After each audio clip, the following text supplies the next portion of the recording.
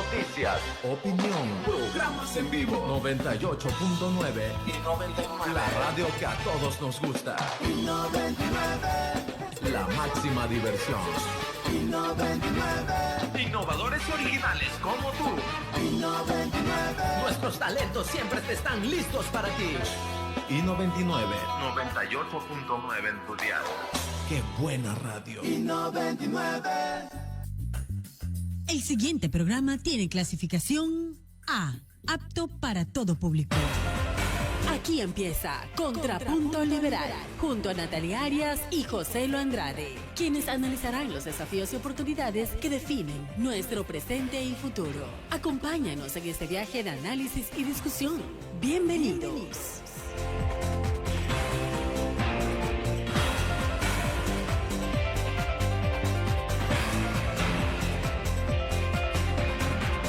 Estamos en su programa Contrapunto Liberal, un programa del Instituto Ecuatoriano de Economía Política, un centro de estudio dedicado al análisis y difusión de las ideas liberales clásicas, es decir, imperio de la ley, mercados libres, propiedad privada, en sí, todas aquellas ideas que han hecho de otras sociedades libres y prósperas, precisamente para hacer de Ecuador un espacio en el que haya muchas más oportunidades, creación de empleo y prosperidad para todos.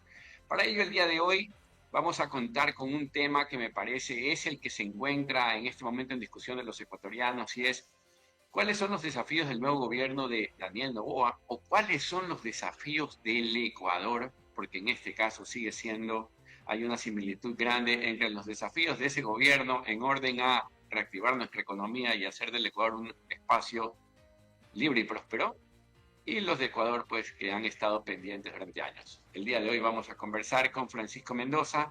Él no solamente hace análisis político, sino que forma jóvenes en una institución liberal llamada Libre Razón, ubicada en la ciudad de Quito y con la cual pueden contar todos aquellos jóvenes que deseen conocer más acerca de estas ideas, las ideas de libertad. Dentro de poco se integrará con nosotros, pues, también Natalia Arias, quien conduce este programa junto a mí. Pero mientras tanto, Francisco, ¿cuáles son esos primeros desafíos que tiene el gobierno de Daniel Noboa? Pero empecemos por los desafíos políticos. Gracias, José, y a todos quienes nos ven. Siempre es un placer compartir con ustedes. Uno se siente en casa cuando habla con ustedes, con el IEP, con Contrapunto, porque compartimos las ideas. Pero bueno, yendo directamente al punto, ¿cuáles son los desafíos políticos para entrar en otros? Yo creo que hay que rescatar algo después de lo visto en la Asamblea Nacional y en sus primeros días de gestión en la Asamblea, sobre todo la bancada de ADN. Y yo creo que uno de los desafíos más grandes va a ser navegar con sensatez, coherencia y finalmente prudencia los resultados que tuvieron en el pasado mes de abril.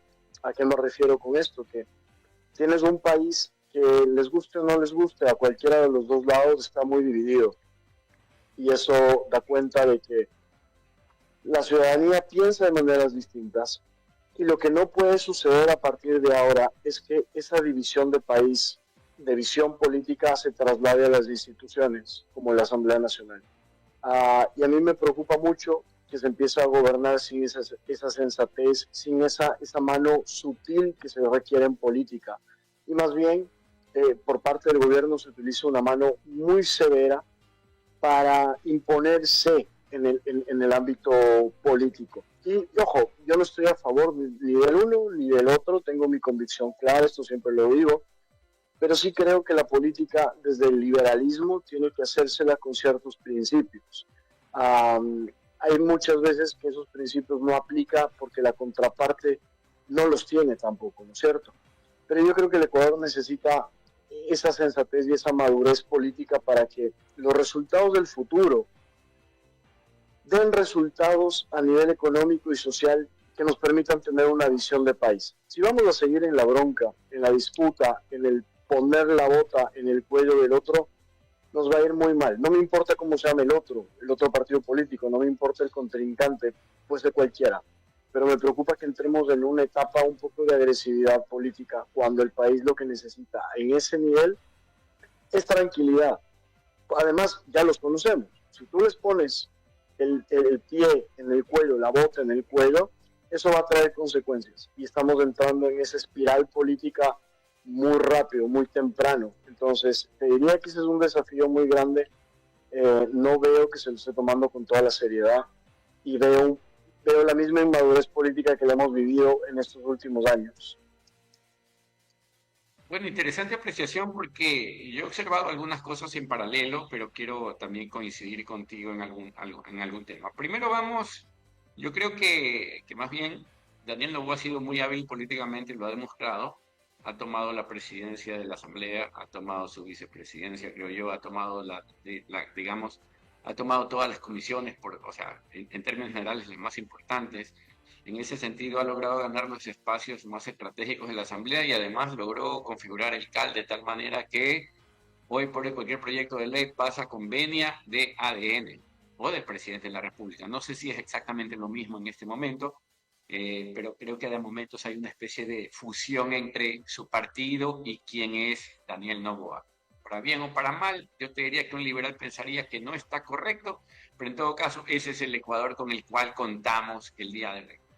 Por otro lado, en medio de toda esa cuestión, yo sí creo que hay que actuar firmes, más no blandos, por decir algo, ¿ya? O sea, una cuestión es actuar firme y digamos, proponer con firmeza al país, a la sociedad o a la misma asamblea, y otra cosa es ser autoritario o hacer caso omiso de las diferencias o de las posiciones de otras personas.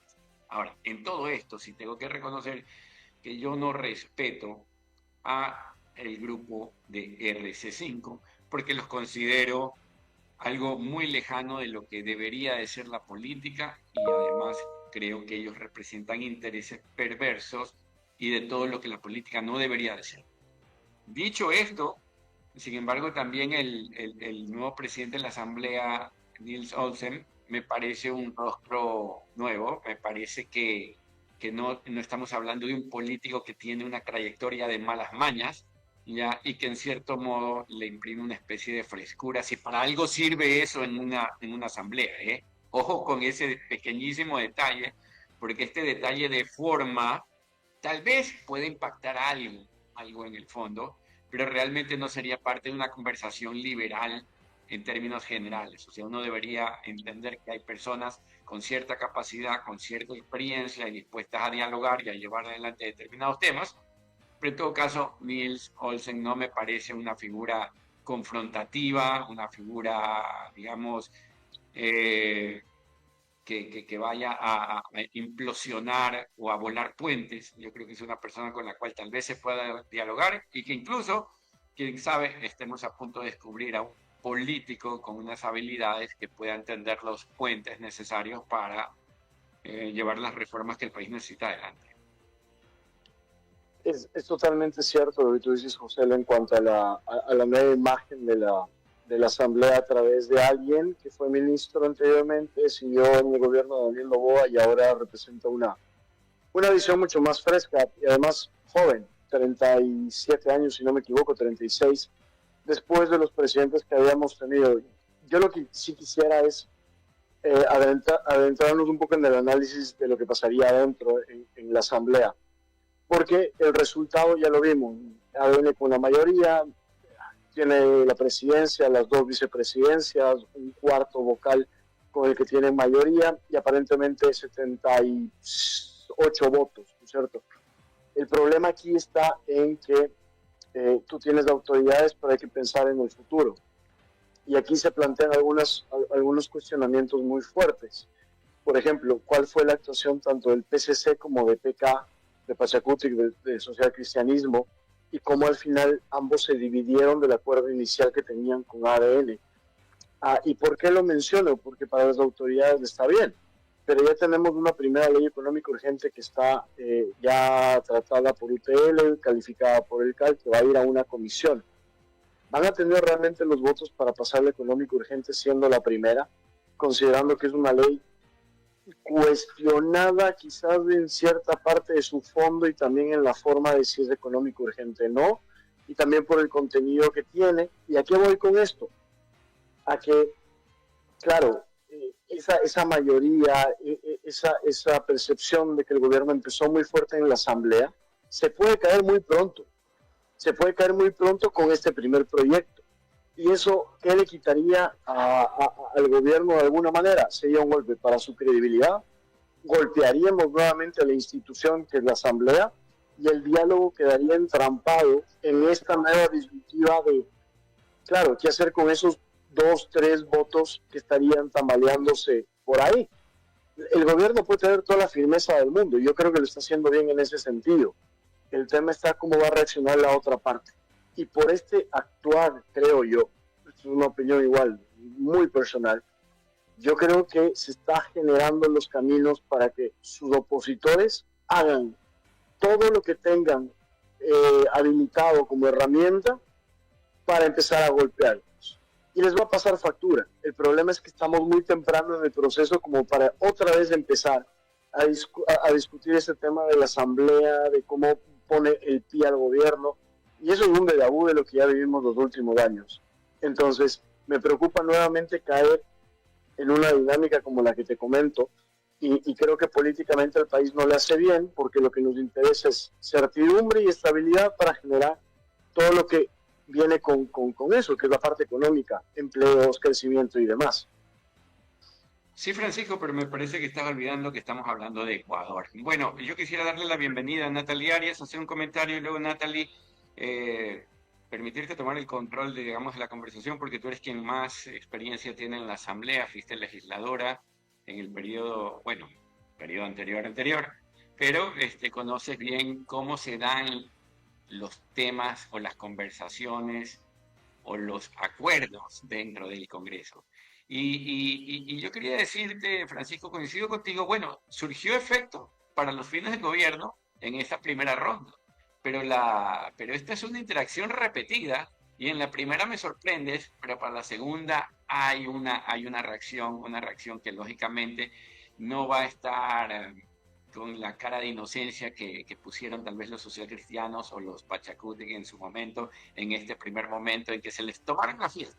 Entonces, conociendo en particular a estos elementos que no son precisamente los más cordiales ni los que menos experiencia tienen en política en el país, vamos a ver sus reacciones en lo venidero. Ojalá no opten por el bloqueo total e insostenible que da lugar a ese tipo de congresos que siempre hemos tenido. Bueno, adelante, Hola. Natalie. Hola, Joselo, muy buenos días. Francisco también, muy buenos días a ti. A nuestros amigos que están siguiendo nuestra transmisión de Contrapunto Liberal. Bueno, quisiera agregar en este sentido que en verdad, concuerdo con Francisco, es muy temprano para empezar propiamente pues, con una confrontación de esta naturaleza, pero es básicamente una reacción previsible en razón de cómo han quedado en este momento conformada la Asamblea, cómo se reconfiguró, a pesar de que no es una mayoría sólida, de todas maneras en este instante la mayoría acompaña al gobierno. Entonces, en razón de eso, era prácticamente pues, previsible que íbamos a tener esta primera reacción, incluso evitando que se analice a propósito de lo urgente en materia económica cada uno de estos temas, porque no hay un solo artículo ahí que no sea altamente sensible para efectos de que en este caso pues o tengamos, voy a plantearlo en estos 3 escenarios, o tengamos un escenario extremo de abuso, de un poco la situación en la que autoricemos de alguna forma este estado de excepción ya como una regla, básicamente pues para la aplicación el contexto que tenemos es la guerra, conflicto interno, y el segundo escenario extremo también sería en que incluso dando paso a este texto, así como está en este momento, pues no representa realmente una herramienta adicional para poder avanzar en esta lucha. Y el punto medio en este caso es justamente solo posible, teniendo el punto medio como el adecuado, pues, ¿no? El que realmente se genere después del debate solo es posible si en realidad pues, desde sociedad civil también se presiona. porque ya la primera posición de quienes tienen el otro gran grupo de votos, me refiero a la RC, ya ha sido prácticamente planteada. Eso nos deja, en este caso, pues con los votos de gobierno, los que ya tienen y los que hayan quedado por ahí, pues como un poco flotando en el ambiente. O sea, mi punto en este caso era que seguramente tenemos mucho que aportar en ese sentido, es no abstraernos de la posibilidad de ese debate. O sea, cada uno de los artículos que están incluidos tiene que necesariamente ser discutido, todos tienen o podrían tener un impacto muy alto realmente, podrían costarnos tal vez ese Estado de Derecho al que estamos tratando o al que permanentemente estamos tratando de fortalecer.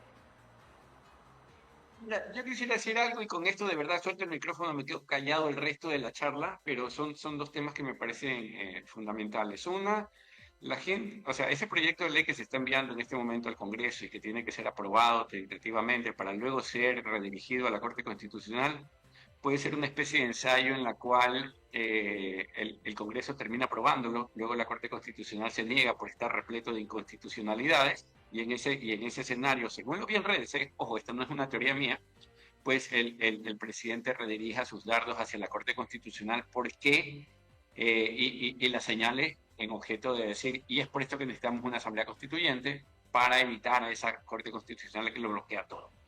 Independientemente del objetivo, la estrategia parece interesante, pero bueno, lo dejo ahí planteado. Y segundo, y hay un detalle que es importante, en este momento la ciudadanía puede pretender desde su casa, o desde su pantalla, o desde su teléfono, o en la conversación cotidiana, respaldar una ley que aparentemente promueve poner contra las cuerdas a la criminalidad. Pero lo que no nota es que cuando se violan las garantías constitucionales, no estamos hablando de la violación de garantías constitucionales de los criminales. El tema es que todos quedan expuestos, de tal manera que el día de mañana perfectamente una persona común y corriente que no tiene relación con criminales o con delincuentes puede observar cómo la policía tumba la puerta de su casa, se lo llevan preso y sin mayor, digamos, garantía constitucional por parte del Estado de Derecho, pues terminas en la cárcel hasta que ellos determinen que no eras culpable, siempre y cuando lleguen a determinar eso.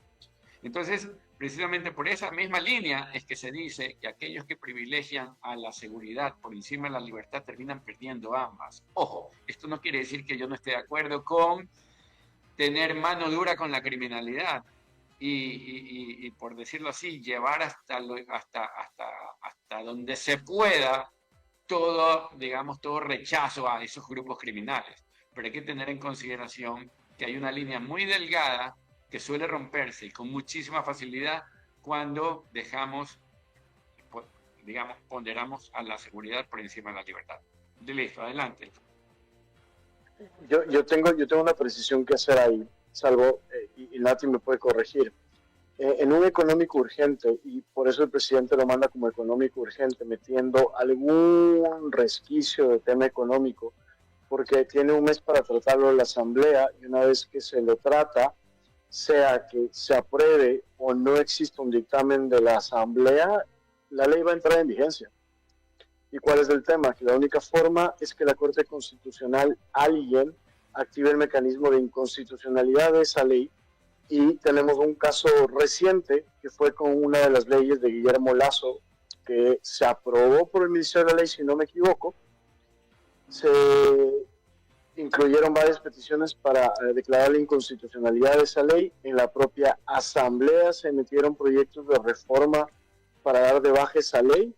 Y claro, la Corte y tanto esos proyectos en la Asamblea, cuando ya se trataron y cuando la Corte tuvo un dictamen sobre el tema, ya la ley había cumplido su cometido, que era un tema, era en materia económica. Entonces, ¿a qué voy con esto? Que antes de que siquiera la Corte tenga un dictamen, va a pasar un tiempo bastante importante de aplicación de esta ley que mandó el gobierno de Noboa, por si acaso. Eso para que tenerlo presente. Y por eso mismo, leamos lo que hay entre líneas, tengamos esa lectura. Y nuevamente, a eso voy yo con los votos de Pachacuti, porque manda una ley que creo que estamos todos de acuerdo en que tiene sus bemoles y que en muchos pasajes es negativa.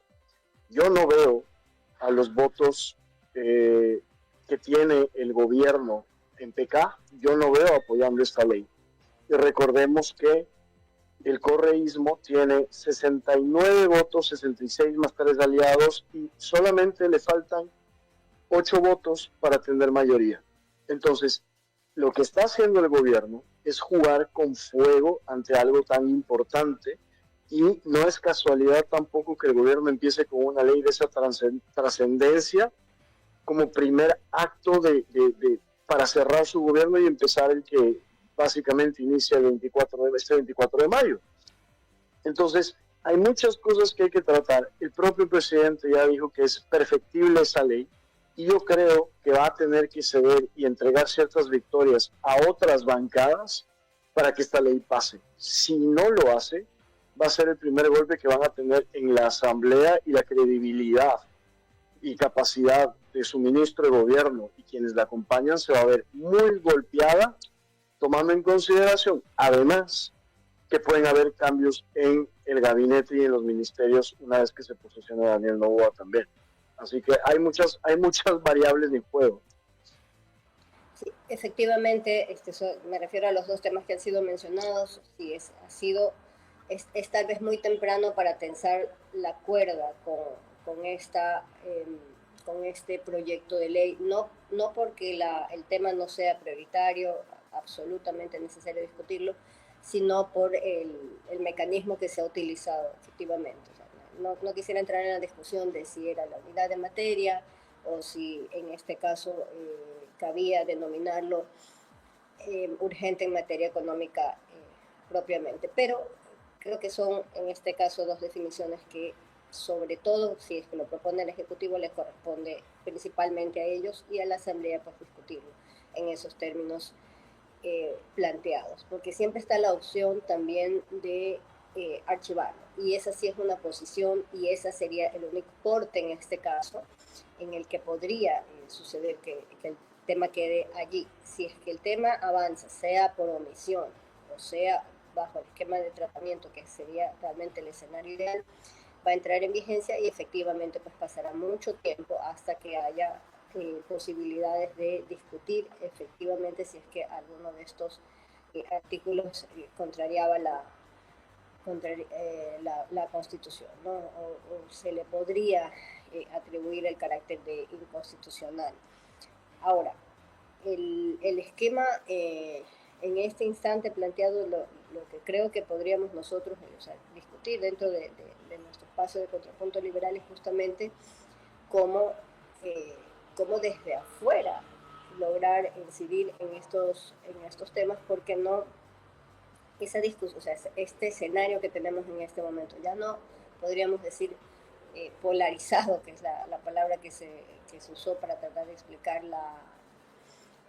el primer resultado de la Asamblea. Ahorita lo tenemos compuesto con estas dos fuerzas que chocan de frente, y en la mitad del camino no puede quedar la posibilidad de que los ecuatorianos realmente contemos con un debate responsable, de altura, y además también revisando la evidencia, ¿no? Porque ya hay en este momento aplicaciones, o sea, hemos visto ya cómo otros países en estos casos han tenido herramientas tal vez similares a estas y cómo les ha ido.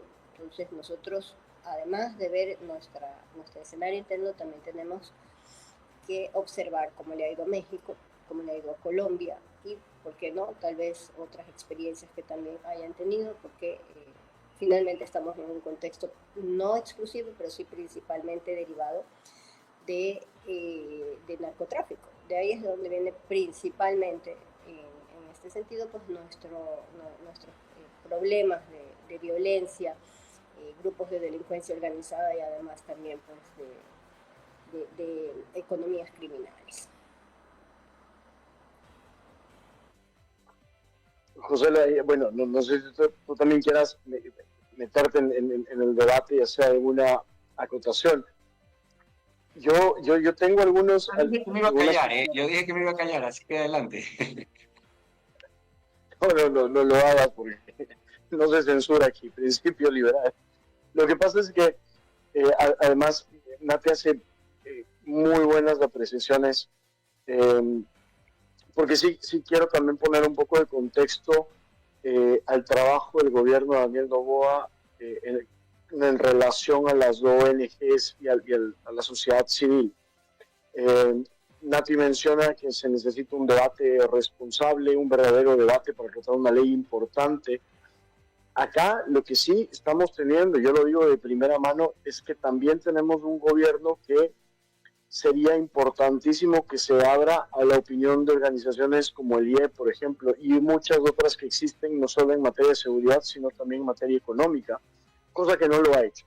Y esto sí, cualquier funcionario del gobierno actual pues lo escucha mejor, para ver si es que de una vez por todas abren las puertas a las ONGs para recibir esos insumos. ¿Sí? Yo lo digo con conocimiento de causa. Y para tratar un proyecto como este, es esencial que se forme una coalición o se forme un grupo que apoye esa ley, siempre y cuando tenga los cambios que permitan mejorarla y garantizar el Estado de Derecho, separación de poderes y demás. Porque, como bien dice Nati, hay casos internacionales de lado y lado que nos han demostrado los riesgos del autoritarismo y cuidado por pensar que en el mundo estamos navegando en esa corriente. Ecuador también tiene que hacer lo mismo. Tenemos deportaciones ilegales de un lado, tenemos partidos políticos que se cierran ilegalmente por el otro, y tenemos muchos ejemplos a nivel internacional de cómo también se le ha permitido a los grupos de crimen organizado permear en las instituciones. La pregunta está si es que el riesgo que vamos a correr con esta ley nos va a permitir de una vez por todas atacar la inseguridad a otro tipo de niveles, no solamente en la superficie. ¿A qué me refiero con esto? ¿Para cuándo va a trabajar bien la UAFE o cuándo va a dar resultados tangibles?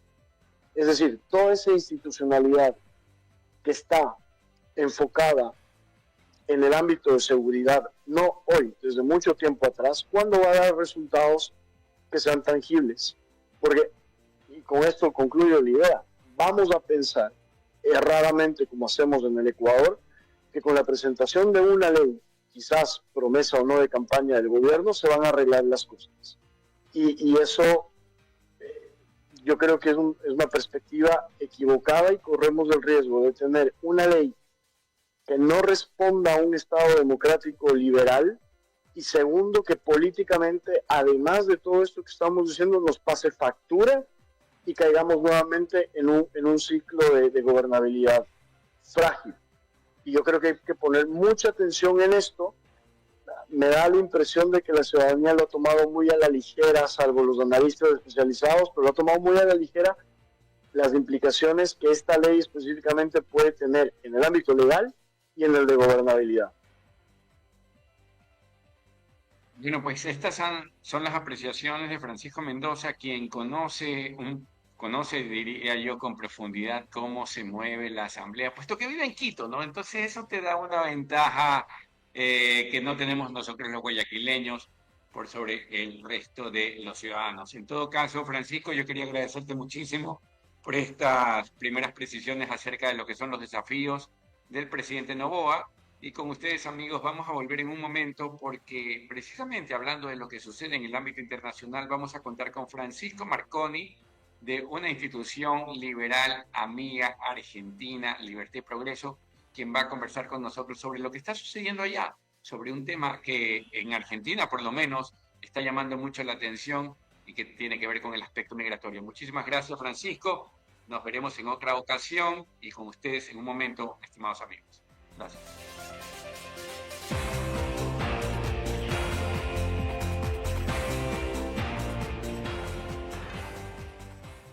Hacemos un corte y enseguida regresamos. Inicio de espacio publicitario. Imagina esto, tu compañía evolucionando al siguiente nivel. Hoy, lo que soñabas construir para siempre ya es una realidad. En Telconet Latam contamos con un sistema digital innovador que traspasa barreras y se anticipa al futuro. Aquí, toda la operación tecnológica de tu compañía se transforma con el uso de la inteligencia artificial. Telconet Latam, transforma tu compañía con inteligencia artificial. Conoce más en www.telconet.es y contáctanos en ventas@telconet.es. Seguimos con más de I99. ¡Qué buena radio! Fin de espacio publicitario. Ok, hemos regresado a su programa Contrapunto Liberal del Instituto Ecuatoriano de Economía Política y hoy tenemos el gusto de contar con Francisco Marconi de Libertad y Progreso, un think tank liberal dirigido por nuestro amigo Agustín Echevarne, un think tank de estos que están haciéndole a la lucha por la libertad y que en parte debe, más claro, Argentina debe que hoy tengamos a un presidente como el presidente Javier Milei, puesto que ellos han estado impulsando estas ideas desde hace muchísimo tiempo. Franco, entiendo que en este momento hay una especie de movimiento de ideas muy sensible o muy llamativo con respecto al tema migratorio, con respecto a algo que está sucediendo. Tengo entendido de que ya no les van a pagar a jóvenes extranjeros los estudios en Argentina, lo cual, spoiler, me parece muy bueno, ¿ya? Pero bueno, vamos a conversar de esto porque obviamente aquellos que eran beneficiarios no les agrada la idea. Parece que hay un rum argentino que está generando bastante polémica, que está generando bastante ruido y que queremos discutir contigo. Bienvenido. Te saluda José Andrade del Instituto Ecuatoriano de Economía Política. ¿Qué tal? ¿Cómo estás? Muchas gracias por la invitación. Y nada, a ver, sobre este tema que estás mencionando, hay mucho rum, tenés razón, pero es importante hacer, creo, me parece, dos aclaraciones. Uno, esta reforma que plantea el gobierno tiene dos patas, por decirlo de alguna manera, ¿sí? Vos tenés una pata que implica la reinterpretación de una vieja ley de migración argentina, más precisamente del 2003, y después tenés una pata que va a requerir el apoyo del Congreso. Y como sabemos, el Congreso en la Argentina no es muy amigo de Javier Milei, tiene minoría en ambas cámaras, y el tema migratorio en Argentina es bastante sensible, más que nada para la sensibilidad, para la redundancia, tanto de los liberales libertarios, que es el partido de Milei, como para el resto de la oposición. Entonces, teniendo en consideración esas dos patas, hay que empezar a ver con detenimiento qué es lo que propone. Más que nada, en primera instancia, esta reinterpretación de la vieja ley, lo que decía o lo que plantea es que aquellos que hayan sido condenados en su país de origen o sean condenados en Argentina no puedan estar en Argentina. Eso no requiere ninguna legislación del Congreso, nada, eso ya es una vieja ley y lo que se hace es se endurecen, por una manera de decir, los controles en los pasos fronterizos. Lo mismo con aquellos que entren de forma irregular. Esto es una vieja reinterpretación. Ahora bien, la parte de esto que mencionás vos, de que no se le va a pagar más la educación a aquellos extranjeros que vayan a la Argentina, vos tenés la parte de la educación primaria y secundaria, que esa va a continuar siendo gratuita porque en la Argentina es obligatorio que sea gratuita por la Constitución Nacional. El artículo 20, precisamente, todos los residentes argentinos tienen el derecho a gozar de educación primaria y secundaria gratuita. Ahora bien, en las universidades lo que hizo el gobierno fue habilitar la posibilidad de que éstas cobren a extranjeros. En la Argentina, los institutos universitarios tienen algo que se llama autonomía universitaria. Tienen el derecho a regirse como más les plazca, por decirlo de alguna manera, por fuera de la órbita del poder nacional. Entonces, tomando un ejemplo, si la UBA, que es una de las universidades más conocidas de Argentina, decide cobrar a los extranjeros, está dentro de la ley, así como si decide no hacerlo. Eso es una cuestión de cómo lo maneja la universidad.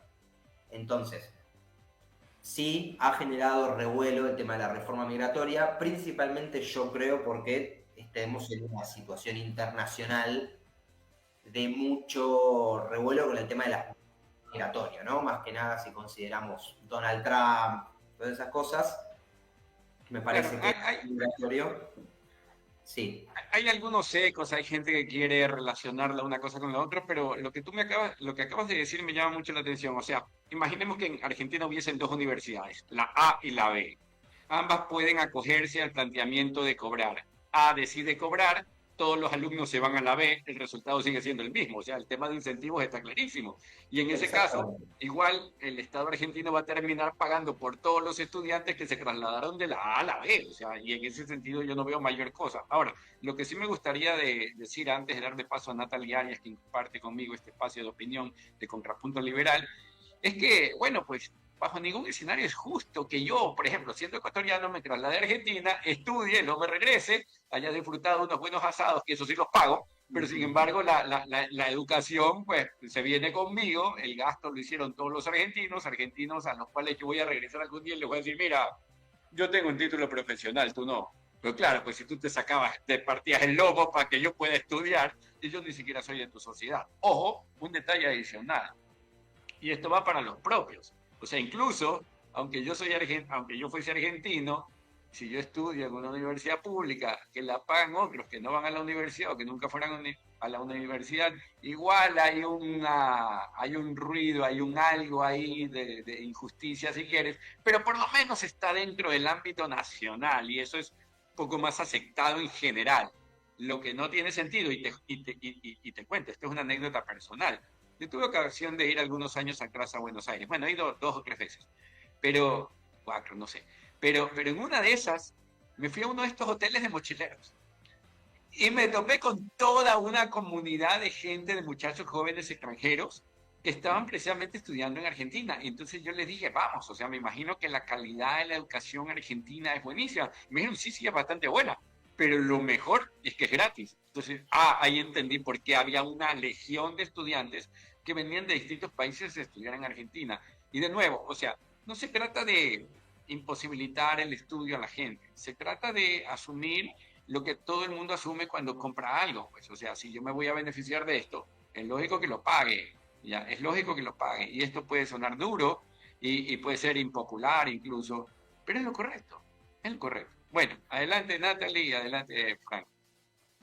Franco, qué gusto, bienvenido a Contrapunto Liberal. Hay otros temas también rondando en el ambiente, ¿no? Ya después de un poco más de un año, año y medio, mejor dicho, de administración, en este caso del presidente Milei, pues ya hay algunos aprendizajes. Yo quisiera preguntarte, en este caso, más allá de los puntos en los que tal vez los liberales no nos ponemos tan de acuerdo, yo quisiera preguntarte cuáles son esas 3 lecciones que en este caso podrían observarse de esa administración. Bueno, a ver, primero, tomando un poquito lo que decía José al principio, sobre el tema de la injusticia y demás, el tema de los inmigrantes en la Argentina es un tema que es propio de la identidad argentina. La inmigración en la Argentina fue a principios del siglo XIX, a principios del siglo XX y finales del siglo XIX, lo que transformó a la Argentina en lo que fue en su momento, entonces es un tema muy sensible. Entonces, cuando haces estas cosas, la educación, el ascenso social y demás, son temas difíciles de tratar que en la Argentina tienen mucho debate y este debate, esta falta de consenso en estas cosas ha generado, vamos a decirle, injusticias o incoherencias dentro del sistema. Entonces, estoy de acuerdo con lo que decís vos, Joselo, pero bueno, es un tema difícil de tratar en la Argentina, estas cosas. Ahora, yendo a lo que decías vos, Natalie, sí es verdad que tenemos casi 1 año y medio, casi 2, del gobierno de Milei y mostró un montón de cosas. Se hicieron un montón de cosas, hay un montón de reformas, hay un montón de cosas por ver. Es difícil, capaz, seleccionar algunas, pero voy a hacer un intento. Primero que nada, me parece que lo más importante que hizo el gobierno de Milei, creo que como medida central, que fue desde el día 1, fue el famoso superávit fiscal. El superávit fiscal en todos los ámbitos económicos y el gobierno lo sostiene a rajatabla, a pesar de haber tenido que pelear contra el Congreso, vetar leyes que eran súper populares, vamos a decirlo de una manera. Tuvieron que vetar una ley que aumentaba la jubilación para los jubilados, que en la Argentina se cortó el sistema de reparto público. Eso en otros gobiernos era impensable.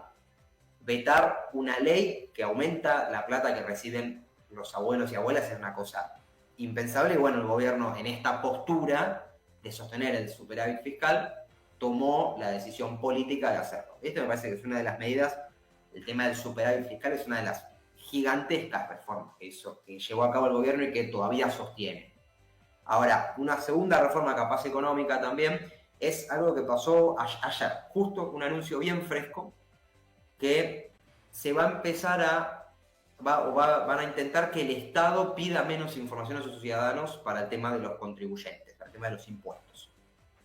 Esto, en la Argentina, que era ser un contribuyente en la Argentina y tener todo tu patrimonio, toda tu economía, todo blanqueado, que el Estado sepa todo lo que tenés, era un delirio porque te cobraban impuestos de todos lados, te llamaban por cualquier clase de transacción, era un delirio. Entonces, esta modificación, que todavía está en veremos porque fue un anuncio, se hicieron algunas resoluciones, sin embargo todavía falta una ley que lo avale, son un cambio de paradigma total y completo para lo que es el contribuyente argentino.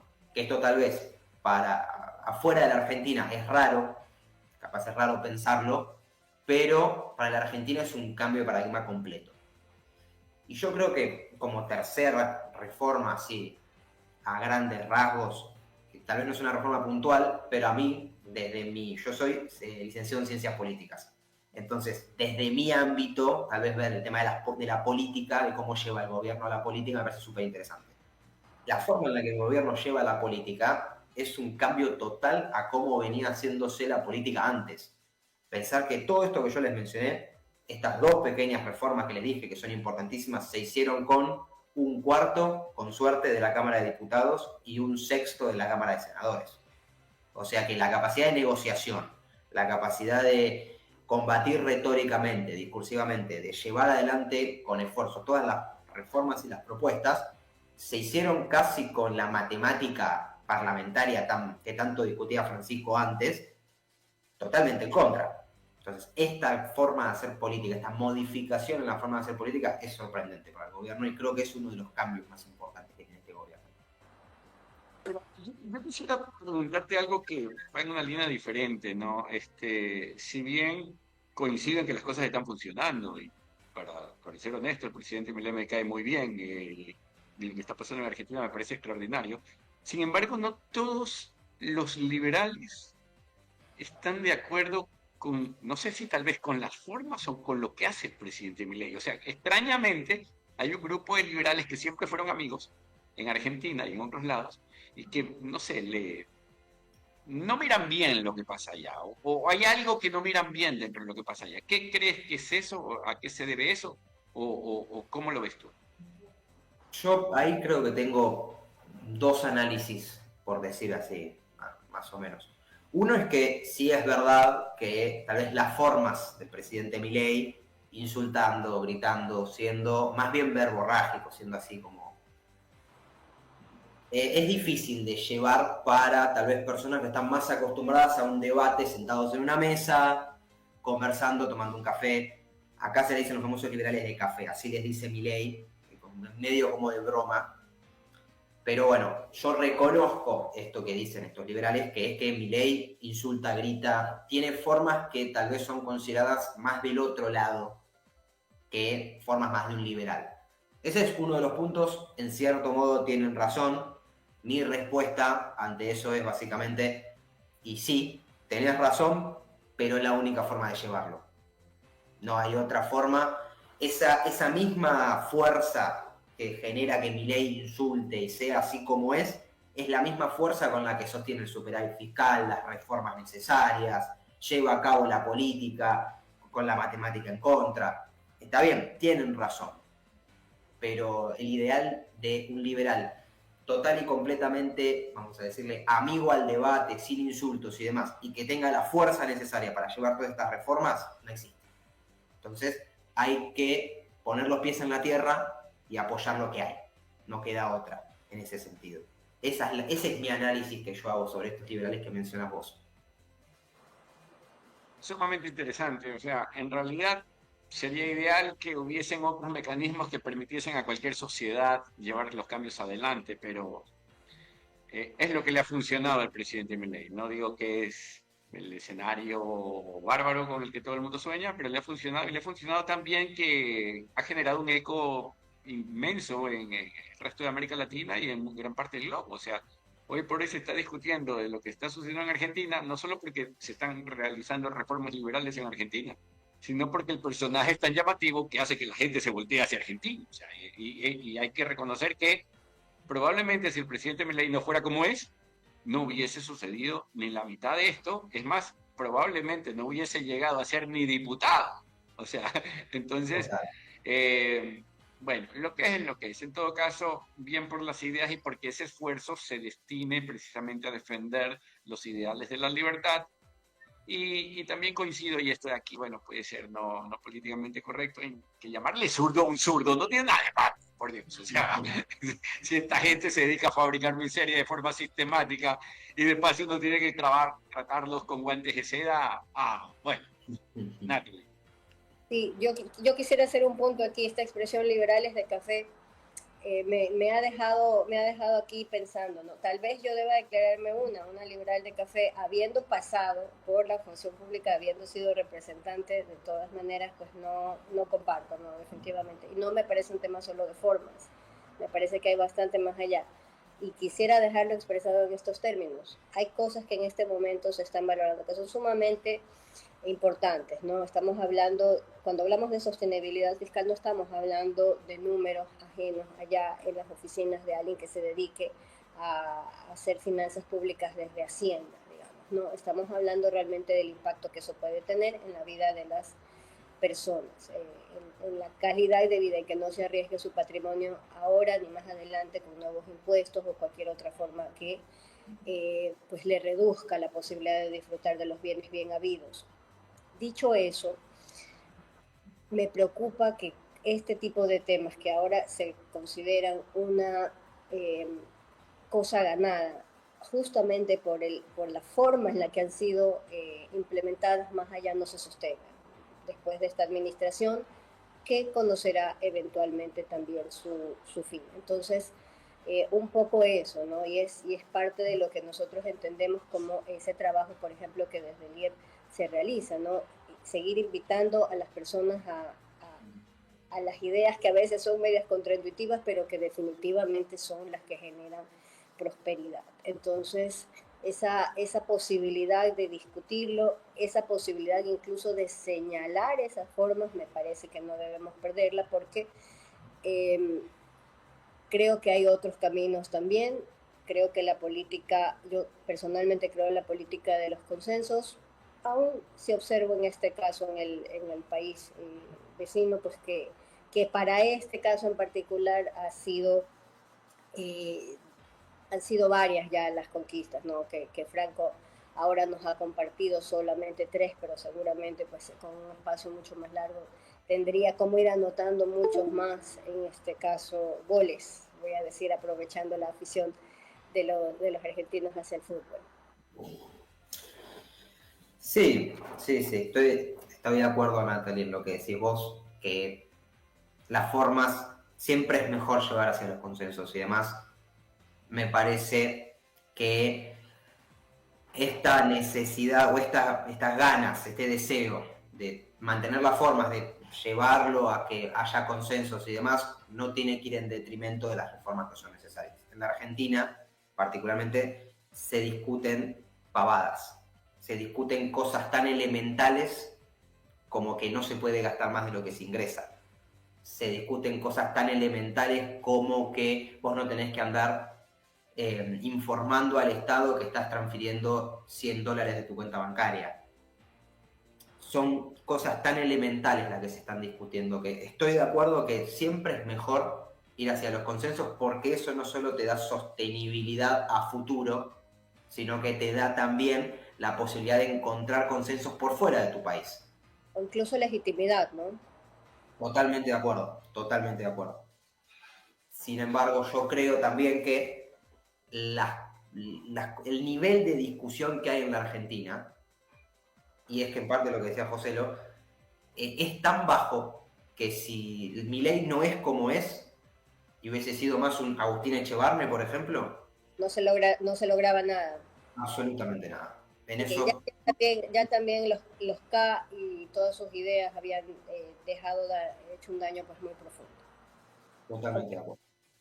Bueno, aquí algunos detalles, ¿no? O sea, obviamente hay que tratar de conversar civilizadamente con aquellos con los que se puede llegar a acuerdo, pero y solamente por molestar, ¿no? Si quieren. A un delincuente no se le dice, usted, señor, amigo de lo ajeno, ¿tendría la bondad de devolverme aquello que me acaba de quitar? O sea, al delincuente se lo trata como delincuente y entiéndase que un socialista es un delincuente, aunque no lo sepa.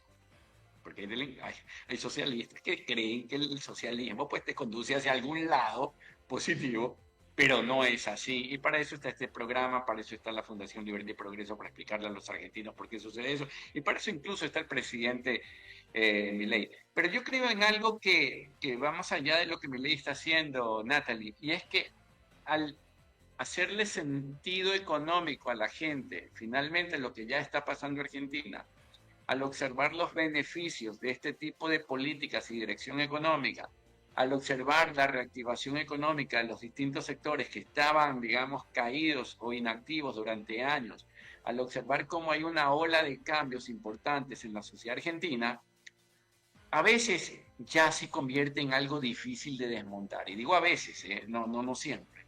De la misma manera en que la dolarización se adoptó en el Ecuador, ya no importa si viene un tonto, una tonta, por utilizar el lenguaje de los socialistas, o cualquiera, no tiene ya posibilidad de desmontar algo que ya es parte de la sociedad ecuatoriana. Y en este caso estoy muy convencido de que muchas de las instituciones que ahora se están formando, o de las formas de hacer, o de las prácticas, o de determinadas prácticas económicas que están quedando, digamos, como parte del legado del presidente Milei, van a quedar. Y ojo, no me refiero a que no suban impuestos el día de mañana si viene otro gobierno, no me refiero a que no intenten aumentar el tamaño del Estado, me refiero a que hay muchas cosas que ya, digamos, contra las cuales habrá mayor resistencia y que la ciudadanía va a decir, hey, esto de digamos, liberar los precios en tal o cual sector ha tenido sentido y mira, nosotros vimos cómo bajaron los precios y ahora que ustedes ponen estas tonterías, volvieron a subir. Entonces hay más posibilidades de defender esa posición ya que la ganaste, o en su caso de recuperarla, ya que se ve el contraste de entre, sí estuvimos mejor y ahora estamos peor con este tipo de medidas. O sea, me parece que hay una ganancia que se va a sostener de forma intertemporal, por utilizar un término, no me sale otro ahorita. Sí, entre varios periodos. Esperemos que así sea por el bien de los argentinos, pero también observemos cómo le ha resultado reformas de corte liberal cuando no se han dado en contexto. Tenemos dentro de la región ejemplos en ese sentido de cómo parecería ser, voy a hacer una reducción en este instante, pero parecería ser que eventualmente esa misma población que la respaldó por alguna razón terminan como avergonzándose justo por el origen que tuvieron, a pesar de ser efectivas. Pero en todo caso sí va a ser, se entiende perfectamente que la situación de Argentina pues estaba muy decaída en lo económico y que las medidas iban a ser en todo caso pues agresivas, incluso con formas participativas, por decirlo de esa forma, de esa manera.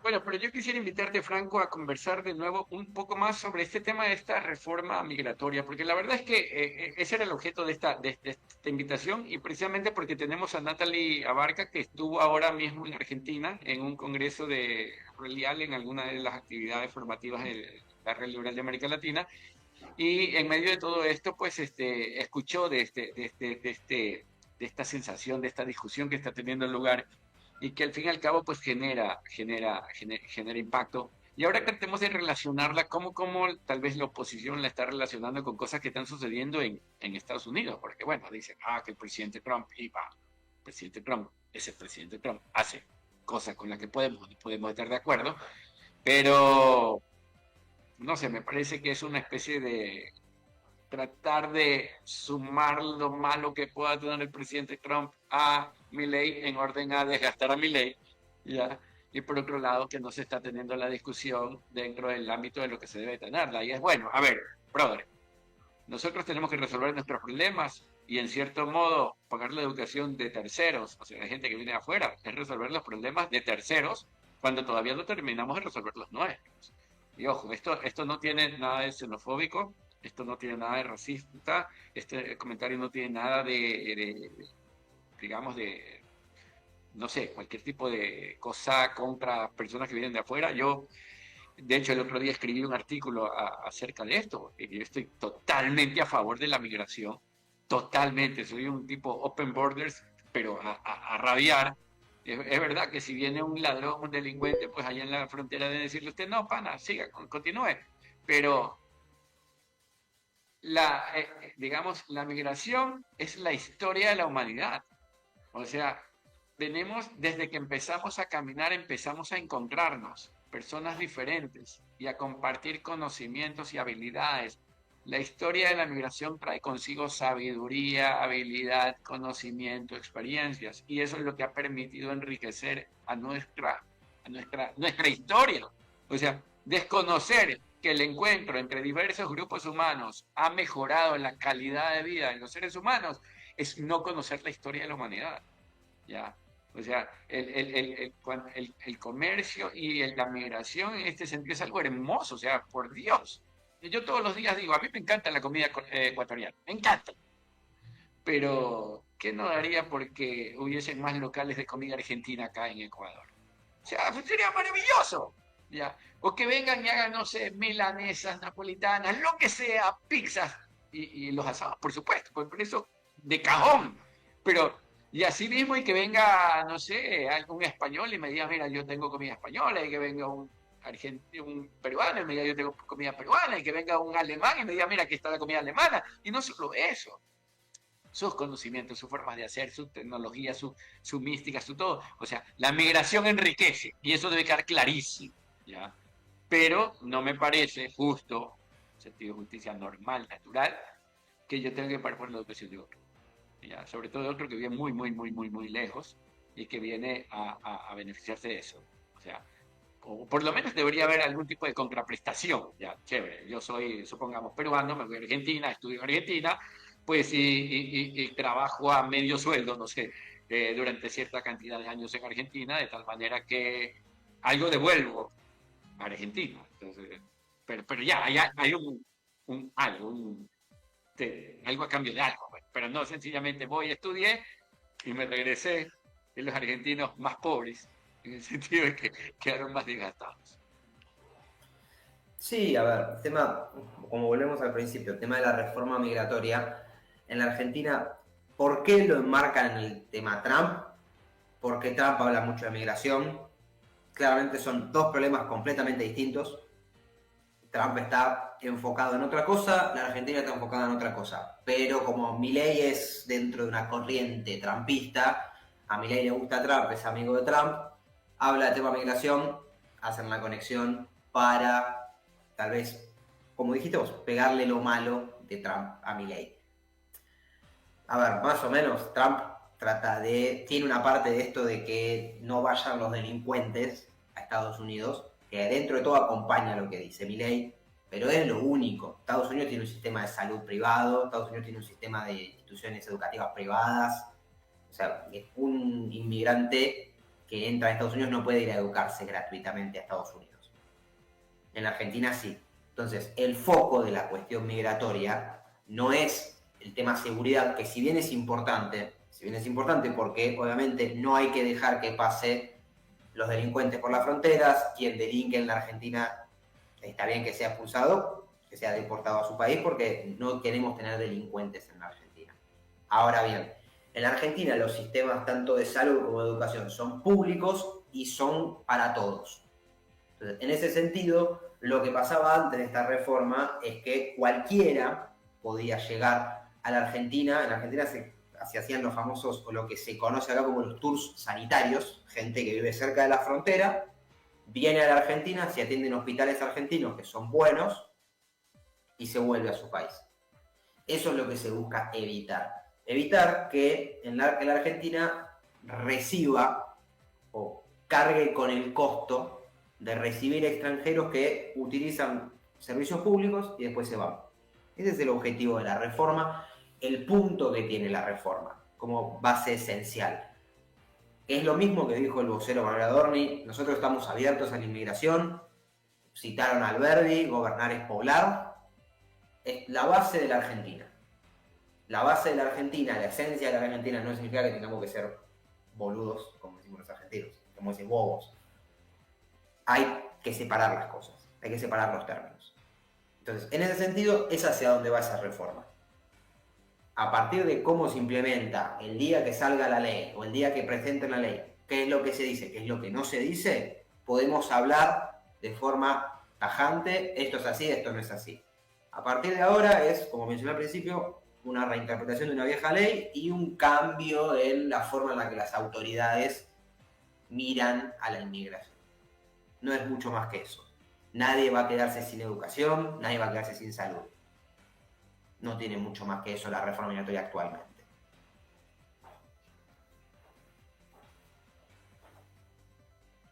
Bueno, pues muy interesante. La verdad hemos llegado al final de este capítulo de Contrapunto Liberal. Franco, me ha gustado mucho la entrevista. Te agradezco por estar este día de hoy con nosotros y esperamos contar contigo y con la gente de Libertad y Progreso en otras ocasiones, al igual que lo hemos venido haciendo ahora último. La verdad es que son unos amigos muy agradables, porque toda la gente que defiende la libertad es agradable, así de sencillo. A los zurdos, pues hay que llamarlos zurdos, como digo yo. Pero bueno, en todo caso, bien por la libertad en Argentina, bien por el progreso, bien por lo que está pasando en tu país. Ojalá haya un momento en que podamos saludar personalmente en alguno de esos congresos liberales que se hacen dentro de la red. Y como ustedes, estimados amigos, no se olviden de seguir viendo nuestro programa Contrapunto Liberal el próximo lunes a las 8 de la noche. Muchísimas gracias, Natalie y Marc y Franco. Nos vemos. Chao, chao, chao, chao, chao, chao.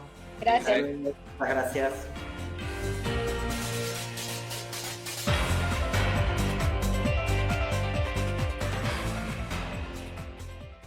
Hacemos un corte y enseguida regresamos. Inicio de espacio publicitario.